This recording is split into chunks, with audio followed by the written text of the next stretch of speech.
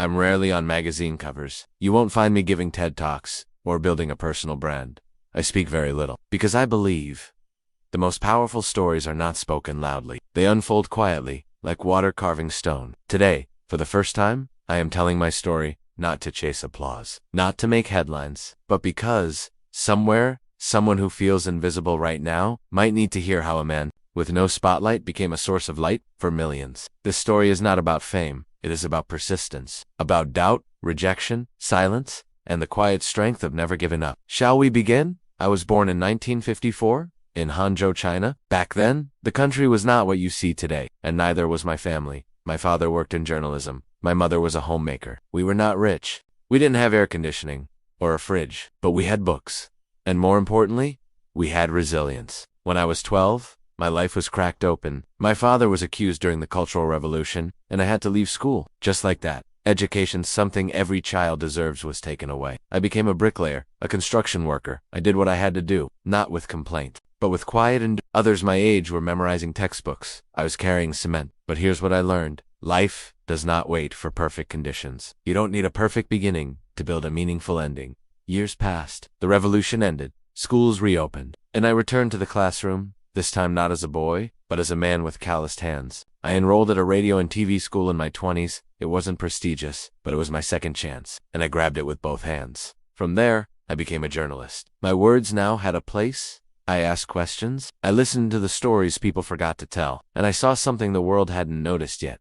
That in this country of over 1 billion people, trust was rare, but thirst for clean water, for clarity, for truth was everywhere. In 1988, I left journalism. Some called it foolish. Why abandon a stable job? They asked. But I wasn't chasing safety. I was chasing freedom. I tried different ventures. Turtle farming, selling mushrooms, making nutritional supplements. Most of them failed. People laughed behind my back. Zhang tries everything but finishes nothing. I heard it. I felt it. But I didn't stop. Because I believe even failure teaches you something, if you're humble enough to learn. Then came 1996. I was 42 years old, an age when many give up on starting over. But I wasn't done yet. I had one simple question. What if we could provide clean, healthy drinking water to every home in China? People said, it's just water. What's the innovation in that? But I saw something deeper. In a country where milk was adulterated, where soda companies dominated, could there be something more honest, more human? And so, I started Nanfu Spring. We began in Hangzhou bottling water from natural springs. It wasn't easy. There were bigger players, government regulations, supply chain chaos, doubt at every corner. In the first few years,